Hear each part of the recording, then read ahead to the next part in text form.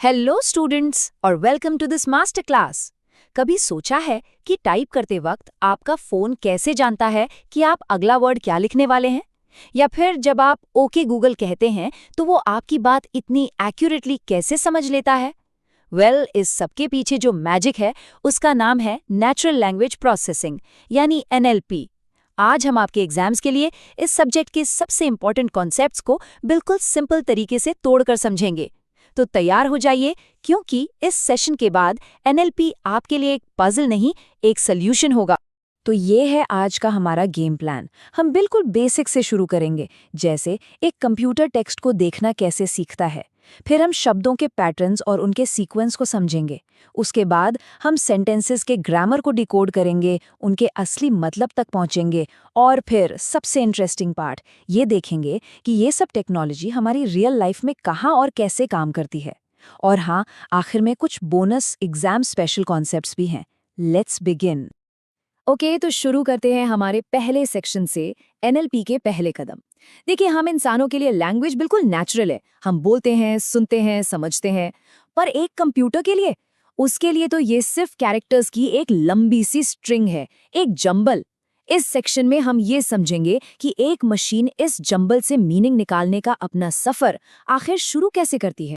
यही तो million dollar question है ना? हमारी लैंग्वेज अजीब है, कॉम्प्लिकेटेड है, रूल से ज्यादा एक्सेप्शंस हैं। तो एक मशीन जो सिर्फ जीरोस और वन समझती है, वो इसे कैसे डील करे? सबसे पहला स्टेप है मशीन को टेक्स्ट के अंदर पैटर्न्स पहचानना सिखाना। और इस काम के लिए NLP के पास एक बहुत ही पावरफुल सीक्रेट वेपन है।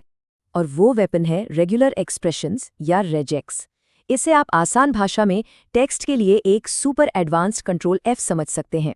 नॉर्मल सर्च में आप सिर्फ एक पूरा शब्द ढूंढ सकते हैं, जैसे द, पर रेजेक्ट से आप एक पैटर्न ढूंढ सकते हैं, जैसे मुझे इस डॉक्यूमेंट में से सारी ईमेल आईडीज निकाल कर दो या सारे फोन नंबर्स फाइंड करो। ये स्पेसिफिक वर्ड्स नहीं, स्पेसिफिक पैटर्न्स को ढूंढता है। देखने में ये कुछ अजीब से सिंबल्स लग रहे होंगे, पर यही रेगेक्स के बिल्डिंग ब्लॉक्स हैं। इन्हें कंबाइन करके आप ऑलमोस्ट कोई भी टेक्स्ट पैटर्न इमेजिन कर सकते हैं और उसे सर्च कर सकते हैं। फॉर एग्जाम्पल, /D+ का सीधा मतलब है एक या एक से ज्यादा डिजिट का सीक्वेंस। मतलब ये किसी भी नंबर को, चाहे वो 1 हो या 1000, मैच कर लेगा। या अगर आप $UR लिखते हैं तो U के बाद जो क्वेश्चन मार्क है वो उसे ऑप्शनल बना देता है, इसलिए ये कलर और कलर दोनों को ढूंढ लेगा। That's the power of reject. अब इसका एक रियल वर्ल्ड एग्जाम्पल देखिए। स्क्रीन पर जो ये कॉम्प्लेक्स सा पैटर्न दिख रहा है, ये एक ईमेल एड्रेस को पहचानने का रेजेक्स है। ये सिस्टम को बता रहा है, पहले कुछ लेटर्स, नंबर्स या सिंबल्स ढूंढो, उसके बाद एक @ आना चाहिए, फिर से कुछ लेटर्स और डॉट्स, और आखिर में एक डॉट के बाद कम से कम 2 लेटर्स। देखा? यही वो लॉजिक है जिससे जीमेल या कोई भी प्रोग्राम लाखों लाइंस के टेक्स्ट में से सारी ईमेल आईडीज इंस्टेंटली फाइंड कर लेता है। लेकिन सिर्फ पैटर्न्स ढूंढना काफी नहीं है। असली चैलेंज तो अब शुरू होता है। हमारी लैंग्वेज, इट्स मेसी। एक ही सेंटेंस के कई मतलब हो सकते हैं, जिसे एम्बिग्विटी कहते हैं। फिर आता है सार्केज्म, जहां हम बोलते कुछ हैं और मतलब कुछ और होता है। और सबसे बड़ी चैलेंज है वर्ल्ड नॉलेज। अगर मैं कहूं कल इंडिया ने ऑस्ट्रेलिया को हरा दिया, तो आपको पता है मैं क्रिकेट की बात कर रही हूं। एक मशीन को ये कॉन्टेक्स्ट, ये बैकग्राउंड नॉलेज सिखाना ही NLP की सबसे बड़ी चुनौतियों में से एक है। अब आते हैं एक ऐसे टॉपिक पर जो एग्जाम पॉइंट ऑफ व्यू से बहुत इंपॉर्टेंट है, मिनिमम एडिट डिस्टेंस। आपने सोचा है, जब आप कोई गलत स्पेलिंग टाइप करते हैं तो गूगल या आपका फोन आखिर सही सजेशन कैसे देता है? उसके पीछे का कोर लॉजिक यही एल्गोरिदम है। ये बेसिकली 2 शब्दों के बीच की दूरी नापता है। मतलब एक शब्द को दूसरे में बदलने के लिए कम से कम कितने चेंजेस, यानी कैरेक्टर्स को इंसर्ट, डिलीट या सब्स्टिट्यूट करने पड़ेंगे। तो चलिए इसके कैलकुलेशन को स्टेप बाय स्टेप तोड़ते हैं।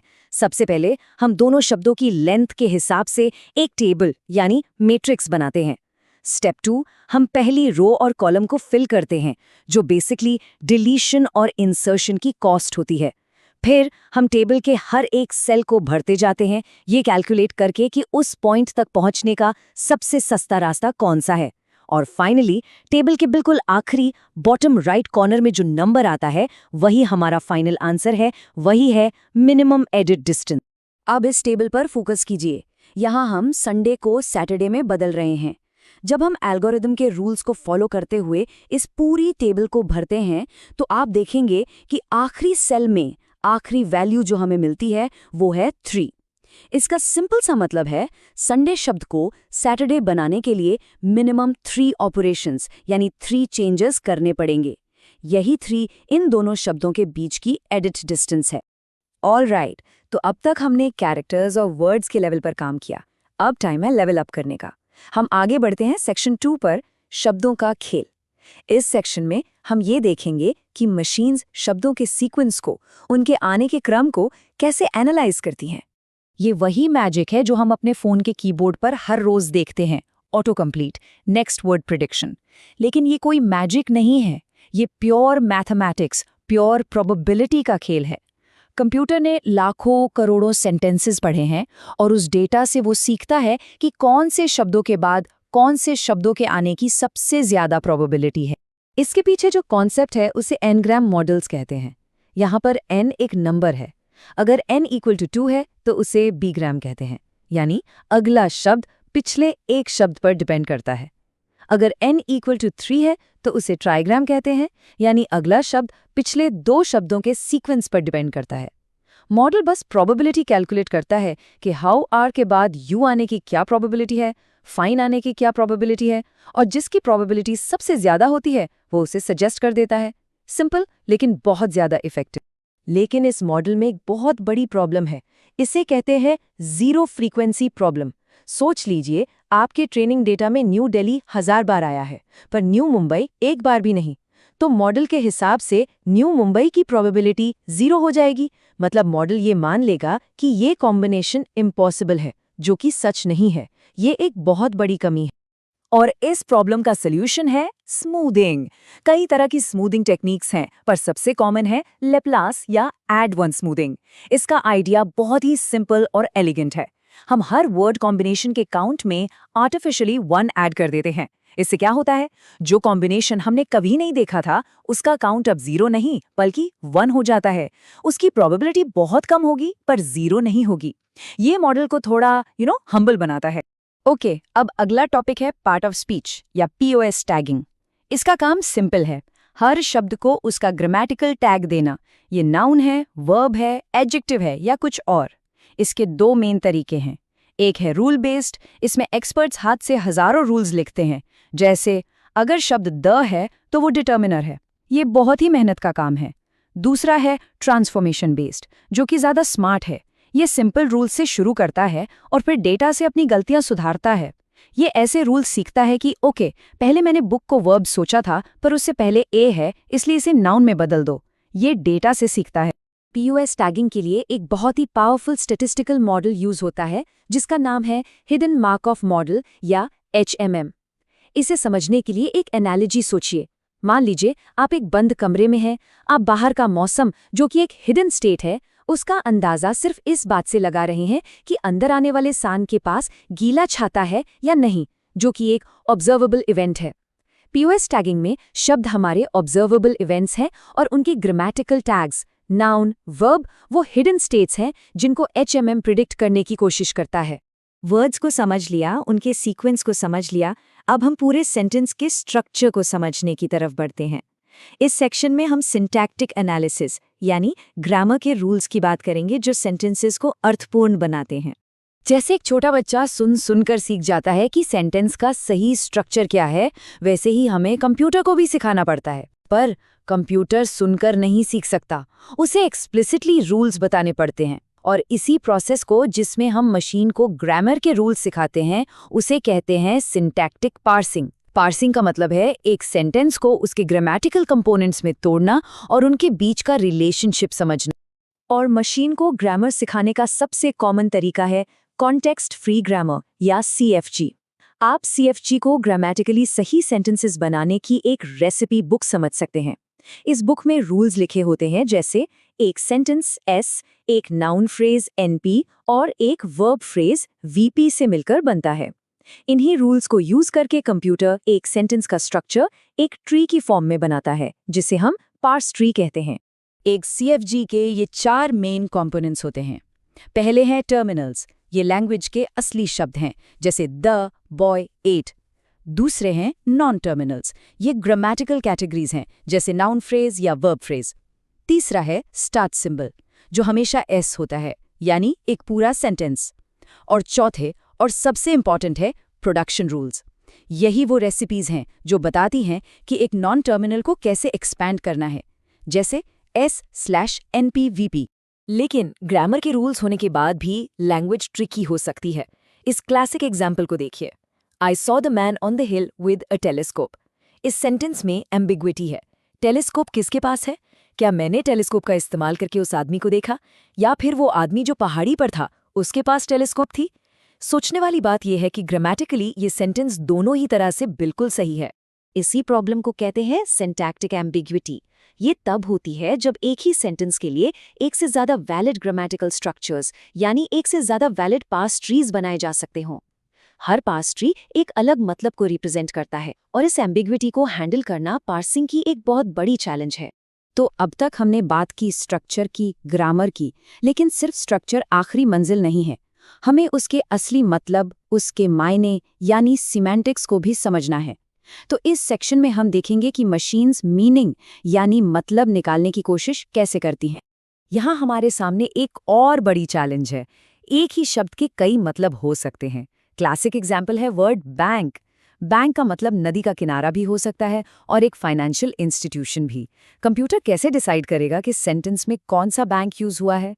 इसी प्रोसेस को वर्ड सेंस डिसएम्बिगुएशन या WSD कहते हैं, जिसमें सिस्टम आसपास के शब्दों यानी कॉन्टेक्स्ट को एनालाइज करके सही सेंस या मतलब को पहचानता है। इस प्रॉब्लम को सॉल्व करने के लिए कई अप्रोचेज हैं। पहला, सुपरवाइज्ड मेथड्स। इसमें हम मशीन को हजारों एग्जाम्पल्स देकर ट्रेन करते हैं, जहां हर बैंक वर्ड को इंसानों ने पहले से ही उसके सही मतलब से टैग किया हो। दूसरा, डिक्शनरी बेस्ड। इसमें कंप्यूटर बैंक के आसपास के शब्दों को उसकी डिक्शनरी डेफिनेशन से मैच करके देखता है। और तीसरा, थिसॉरस बेस्ड। ये देखता है कि कॉन्टेक्स्ट में मनी, कैश या रिवर, वाटर जैसे रिलेटेड शब्द हैं या नहीं, और उसके बेसिस पर गेस करता है। ओके, अब आते हैं सबसे एक्साइटिंग पार्ट पर। इतनी सारी थ्योरी के बाद अब टाइम है ये देखने का कि ये सब कॉन्सेप्ट्स हमारी डेली लाइफ में, रियल वर्ल्ड में कहाँ यूज होते हैं। ट्रस्ट मी, आपके फोन से लेकर स्मार्ट असिस्टेंट्स तक हर जगह NLP काम कर रहा है। हम सब MS वर्ड या गूगल डॉक्स यूज करते हैं। टाइप करते वक्त आपने नोटिस किया होगा, वो ऑटोमेटिकली स्पेलिंग मिस्टेक्स ठीक कर देता है, ग्रामेटिकल एरर्स पर लाल नीली लाइन बना देता है और अगला शब्द भी सजेस्ट करता है। ये सब कैसे होता है? चलिए अब उन सब कॉन्सेप्ट्स को कनेक्ट करते हैं जो हमने अभी तक सीखे हैं। अब देखिए सब कुछ एक साथ कैसे जुड़ता है। स्पेल चेक के पीछे है minimum edit distance. Grammar check के लिए यूज होते हैं सिंटैक्टिक पार्सिंग और CFG rules. Auto complete feature चलता है Ngram मॉडल्स पर। और जब आप किसी शब्द का सिनोनिम ढूंढते हैं तो थिसॉरस फीचर के पीछे वर्ड सेंस डिसएम्बिगुएशन काम कर रहा होता है। देखा, इट्स ऑल कनेक्टेड। अब बात करते हैं ओके गूगल की। स्पीच रिकग्निशन कैसे काम करता है? स्टेप 1, आपकी आवाज़ जो एक एनालॉग वेव है वो डिजिटल डेटा में कन्वर्ट होती है। स्टेप 2, सिस्टम उस डेटा में से बेसिक साउंड यूनिट्स यानी फोनीम्स निकालता है। स्टेप 3, एक अकूस्टिक मॉडल इन साउंड्स को पॉसिबल शब्दों से मैच करता है। और आखिर में सबसे क्रूशियल स्टेप, एक लैंग्वेज मॉडल जो Ngrams यूज करता है इन शब्दों को एक अर्थपूर्ण सेंटेंस में जोड़ता है। यही लैंग्वेज मॉडल है जो रेकग्नाइज स्पीच और रेकअनाइज स्पीच के बीच का फर्क समझता है, भले ही दोनों सुनने में कितने ही सिमिलर क्यों ना लगें। चलिए इस सेशन को रैप अप करने से पहले एक क्विक फायर राउंड हो जाए। हम कुछ और की टर्म्स को जल्दी से कवर कर लेते हैं जो अक्सर एग्जाम्स में पूछे जाते हैं। ये आपके लिए एक क्विक फाइनल रिवीजन होगा। चलिए इन 3 इंपॉर्टेंट टर्म्स को जल्दी से समझें। पहला है टोकनाइजेशन। ये NLP का स्टेप 0 है, मतलब एक सेंटेंस को उसके इंडिविजुअल शब्दों या टोकन्स में तोड़ना। दूसरा, फाइनाइट स्टेट ऑटोमेटा। ये एक फैंसी नाम है उस मैथमेटिकल कॉन्सेप्ट का जिस पर हमारा रेगेक्स काम करता है। और तीसरा, फर्स्ट ऑर्डर लॉजिक। ये नॉलेज को रिप्रेजेंट करने का एक सुपर स्ट्रिक्ट और अनएम्बिगुअस तरीका है जिससे कंप्यूटर को कोई कंफ्यूजन ना हो। तो हमने देखा कि कैसे मशीन्स टेक्स्ट के सिंपल पैटर्न से शुरू करके उसके कॉम्प्लेक्स मतलब तक को समझने की कोशिश कर रही हैं। पर यह सफ़र अभी शुरू ही हुआ है। सबसे बड़ा सवाल जो इस पूरी फील्ड को आगे ले जा रहा है वो ये है क्या भाषा को समझना आखिर सोचने के बराबर है? इसी थॉट प्रोवोकिंग सवाल के साथ मैं आप सबको आपके आने वाले एग्जाम्स के लिए ऑल द वेरी बेस्ट कहता हूँ। Good luck.